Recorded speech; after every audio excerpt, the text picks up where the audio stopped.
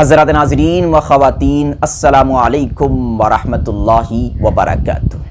میں محمد عطاء الحق قاسمی آج پھر سے آپ حضرات کے سامنے حاضر ہوا ہوں، اس امید کے ساتھ کہ آپ تمامی حضرات بخیر و عافیت ہوں گے۔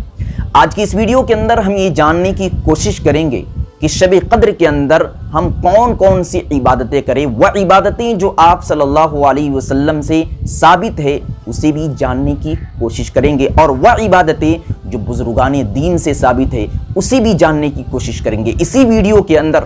ہم یہ جاننے کی کوشش کریں گے کہ شب قدر کے اندر 12 رکعت نفل نماز کس طریقے سے پڑھے، نیت کس طریقے سے کرے، اور ان 12 رکعت نفل نمازوں کے اندر ہم کن کن صورتوں کی تلاوت کریں۔ اسی طریقے سے 8 رکعت نفل نماز کا طریقہ کیا ہے، 2 رکعت نفل نماز کا طریقہ کیا ہے، ان نمازوں کے اندر ہم کن کن صورتوں کی تلاوت کریں اور اس کی فضیلت کیا ہے۔ اسی طریقے سے وہ عورتیں جو ناپاکی کی وجہ سے شب قدر میں نفل نمازیں نہیں پڑھ سکتی ہیں تو وہ کون کون سی عبادتیں کر سکتی ہیں، ان کے لیے بہتر طریقہ کار کیا ہے، اور ہم اس رات میں کون سی تسبیح پڑھیں جو ہماری ذات کے لیے، ہماری دنیا اور آخرت کے لیے زیادہ مفید اور کارگر ثابت ہو سکتی ہے۔ اسی ویڈیو کے اندر ہم صلاۃ التسبیح کا طریقہ بھی جاننے کی کوشش کریں گے، اور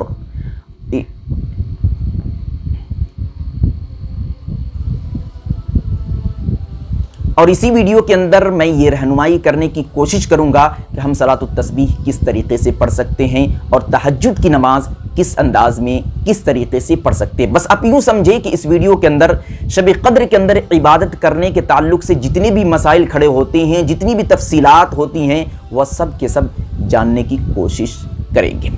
سب سے پہلی بات آپ یہ جان لیں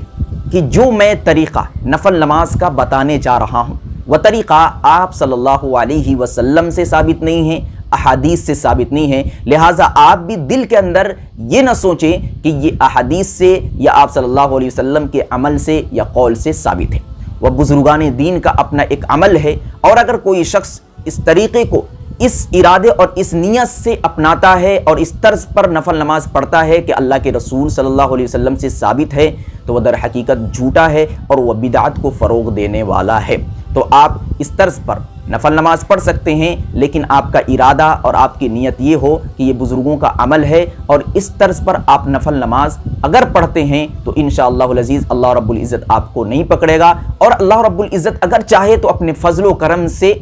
جو بھی بزرگان دین نے اس کی فضیلت بتائی ہے وہ فضیلت آپ کو عطا کر سکتا ہے۔ پہلا طریقہ کہ آپ شب قدر کے اندر 12 رکعت نفل نماز کس طریقے سے پڑھے، نیت کس طریقے سے کرے، ان رکعتوں کے اندر آپ کن کن صورتوں کی تلاوت کریں۔ تو دیکھیے، بزرگان دین نے لکھا ہے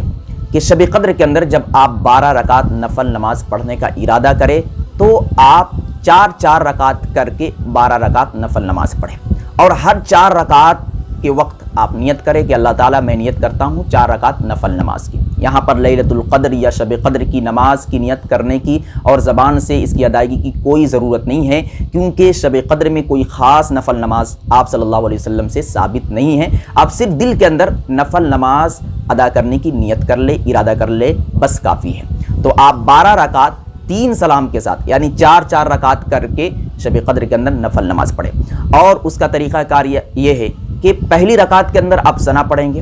اور ثنا سے جب فارغ ہو جائیں گے تو سورہ فاتحہ کی تلاوت کریں۔ سورہ فاتحہ کی تلاوت سے جب آپ فارغ ہو جائیں تو 3 مرتبہ سورہ اخلاص کی تلاوت کریں۔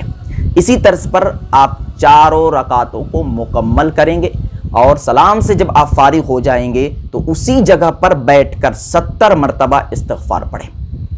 اس کے بارے میں بزرگان دین نے لکھا ہے کہ اگر کوئی شخص اس طرز اور اس انداز میں شب قدر کے اندر نفل نماز پڑھتا ہے تو پھر اس شخص کو اس عبادت پر نبیوں کی عبادت کے برابر ثواب عطا کیا جائے گا۔ ایک بار اور میں یہ کہہ دے رہا ہوں کہ اس طرز کا تعلق شریعت سے اور احادیث سے نہیں ہے، یہ بزرگوں کا اپنا عمل ہے، اور اگر کوئی شخص اس کو سنت سے اور شریعت سے جوڑتا ہے تو وہ جھوٹا ہے اور وہ در حقیقت بدعت کو فروغ دیتا ہے۔ تو آپ بزرگوں کا عمل سمجھتے ہوئے اس طرز اور اس انداز میں نفل نماز پڑھ سکتے ہیں۔ اسی طریقے سے بزرگوں کے عمل سے 8 رکعت شب قدر کے اندر ثابت ہیں، اور اس کا طریقہ یہ بتایا جاتا ہے کہ آپ 4 رکعت کر کے 8 رکعت نفل نماز پڑھیں، اور نیت دل کے ارادے کا نام ہے، آپ دل کے اندر نفل نماز کی نیت کر لیں۔ اور آپ اللہ اکبر کہتے ہوئے نیت باندھ لیں، ثنا سے فارغ ہوں، ثنا سے فارغ ہونے کے بعد آپ سورہ فاتحہ کی تلاوت کریں۔ سورہ فاتحہ کی تلاوت سے جب آپ فارغ ہو جائیں تو 27 مرتبہ سورہ اخلاص کی تلاوت کریں اور اس کے بعد سلام پھیر دیں۔ اسی طرز اور اسی انداز پر آپ 8 رکعت مکمل کریں، 4 رکعت کر کے 2 سلام کے ساتھ۔ اس کے بارے میں علماء کرام نے لکھا ہے، اگر کوئی شخص اس طرز اور اس انداز پر نفل نماز پڑھتا ہے، اس کے بعد وہ دعا کرتا ہے اور ندامت اور شرمندگی کا آنسو بہاتا ہے اور اپنے گناہوں کی بخشش چاہتا ہے، تو اللہ تبارک و تعالیٰ اس کی مغفرت کر دیتے ہیں اور اس کو بخش دیتے ہیں۔ لیکن اس طریقے کا تعلق احادیث سے نہیں ہے، یہ بزرگوں کا بتایا ہوا ایک عمل ہے۔ تو آپ اس نیت سے اور اس ارادے سے اس طرز اور اس انداز پر 8 رکعت نفل نماز پڑھ سکتے ہیں۔ اسی طریقے سے بزرگوں کا کہنا ہے کہ شب قدر کے اندر اگر کوئی شخص 2 رکعت نفل نماز اس طرز اور اس انداز میں پڑھتا ہے کہ ہر رکعت کے اندر سورہ فاتحہ کی تلاوت کے بعد سورہ التکاثر 1 مرتبہ اور سورہ اخلاص 3 مرتبہ پڑھے اور سلام کے بعد 70 مرتبہ کلمہ طیبہ لا الہ الا اللہ محمد رسول اللہ پڑھے، تو پھر اس کا فائدہ یہ ہوگا کہ وہ شخص قبر کی سختیوں سے محفوظ رہے گا۔ تو آپ اس طرز کو بھی اختیار کر سکتے ہیں، لیکن ان تمام تر فضیلتوں کا اور ان تمام تر طریقوں کا ثبوت احادیث میں نہیں ملتا، اور اگر کوئی شخص ان طریقوں کو حدیث سے چسپاں کر دیتا ہے، ثابت کر دیتا ہے، تو میں سمجھتا ہوں کہ وہ غلط ہے اور جھوٹی بات کو آپ صلی اللہ علیہ وسلم کی طرف منسوب کرتا ہے۔ اور اگر کوئی شخص اس ارادے اور اس نیت سے اس طرز کو اختیار کرتا ہے کہ یہ بزرگوں کا عمل ہے اور اللہ رب العزت کا فضل بڑا ہے، اللہ رب العزت چاہے تو ہمیں اس سے کہیں زیادہ فضل عطا کر سکتا ہے اور اس سے کہیں زیادہ فضیلت عطا کر سکتا ہے، تو اس نیت اور اس ارادے سے آپ ان طریقوں کو اختیار کر کے شب قدر کے اندر نفل نماز پڑھ سکتے ہیں۔ اب وہ عورتیں جو ناپاک ہیں، یا اسی طریقے سے وہ شخص جو نفل نماز نہیں پڑھنا چاہتا، جس کو یہ تمام تر صورتیں یاد نہیں ہیں یا کوئی بھی صورت یاد نہیں ہے یا پڑھنا نہیں چاہتا، کیونکہ ضروری نہیں کہ آپ اسی طرز پر نفل نماز پڑھیں، آپ عام طرز پر جس طریقے سے عام حالات میں نفل نماز پڑھتے ہیں اس طرز پر بھی آپ نفل نماز پڑھ سکتے ہیں، اور صحیح طریقہ یہی ہے، کیونکہ آپ صلی اللہ علیہ وسلم سے عبادت تو ثابت ہے لیکن کوئی خاص عبادت ثابت نہیں ہے کہ آپ اس طرز پر نفل نماز پڑھیں۔ تو آپ کسی بھی طریقے سے نفل نماز پڑھ سکتے ہیں، آپ چاہیں تو 8 رکعت پڑھے، 12 رکعت پڑھے، آپ کتنی رکعتیں پڑھ سکتے ہیں، اس کی کوئی تعداد نہیں ہے۔ تو آپ نفل نماز اگر نہیں پڑھنا چاہتے ہیں تو آپ تسبیحات کا اہتمام کر سکتے ہیں، اور تسبیحات میں سب سے بہتر اور سب سے افضل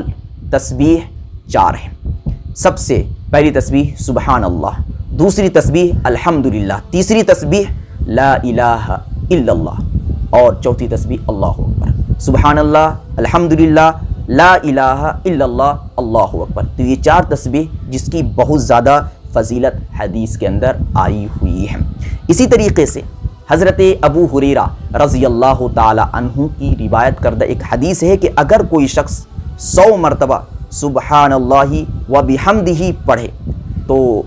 اس سے اس کے تمام تر گناہ معاف کر دیے جائیں گے، بخش دیے جائیں گے۔ تو آپ اس طرز اور اس انداز میں شب قدر کے اندر تسبیح کا اہتمام کر سکتے ہیں، اور وہ عورتیں جو ناپاکی کی وجہ سے نفل نمازیں نہیں پڑھ سکتی ہیں وہ اس طرز اور اس انداز میں تسبیحات کا اہتمام کر سکتی ہیں۔ اور اس کے علاوہ اور بھی جو قرآن کریم کی آیتیں ہیں جو دعا پر محمول ہے، تو بنیت دعا وہ ان قرآن کریم کی آیتوں کو بھی پڑھ سکتی ہے، جیسے ربنا آتنا فی الدنیا حسنہ وفی الآخرۃ حسنہ وقنا عذاب النار۔ اس طریقے سے اور بھی بہت ساری قرآن کریم کی آیتیں ہیں، ان آیتوں کو بنیت دعا وہ عورتیں جو ناپاکی کی حالت میں پڑھ سکتی ہیں اور شب قدر کے اندر جاگ کر شب قدر کی فضیلت کو حاصل کر سکتی ہیں۔ اسی طریقے سے مسئلہ ہے آپ صلی اللہ علیہ وسلم کے معمولات کا۔ آخر آپ صلی اللہ علیہ وسلم شب قدر کے اندر کیا کرتے تھے، آپ صلی اللہ علیہ وسلم کی عبادت کا طریقہ کیا تھا؟ تو دیکھیے، آپ صلی اللہ علیہ وسلم شب قدر کو پانے کے لیے، شب قدر کو حاصل کرنے کے لیے اعتکاف کی نیت سے مسجد کے اندر بیٹھ جاتے تھے، اور اعتکاف میں بیٹھ کر آپ صلی اللہ علیہ وسلم عبادت کرتے تھے، اور عبادت کا دائرہ بہت وسیع ہے۔ آپ صلی اللہ علیہ وسلم نفل نماز کا اہتمام کرتے تھے، آپ صلی اللہ علیہ وسلم نے تہجد کی کبھی نماز نہیں چھوڑی تو یقیناً آپ صلی اللہ علیہ وسلم نے اس رات میں بھی تہجد کی نماز پڑھی ہوگی، تو آپ بھی اس رات میں تہجد کی نماز پڑھ سکتے ہیں۔ اگر طریقہ جاننا چاہتے ہیں تو ڈسکرپشن میں لنک موجود ہے، پریکٹیکل بتایا گیا ہے، سکھایا گیا ہے، اس پر کلک کر کے آپ جان سکتے ہیں، سیکھ سکتے ہیں۔ اس ویڈیو میں اگر بتاؤں تو ویڈیو بہت لمبی ہو جائے گی، تو آپ اس رات میں شب قدر کے اندر آپ تہجد کی نماز پڑھ سکتے ہیں۔ میں سمجھتا ہوں کہ آپ تہجد کی نماز ضرور پڑھیں، کیونکہ آپ صلی اللہ علیہ وسلم کے عمل سے اور احادیث سے اس نماز کا ثبوت ملتا ہے اور اس نماز کی فضیلت بہت زیادہ ہے۔ اسی طریقے سے آپ صلی اللہ علیہ وسلم اعتکاف کے اندر بیٹھ کر یقیناً بہت ساری عبادتیں انہوں نے کی ہیں اور کی ہوگی،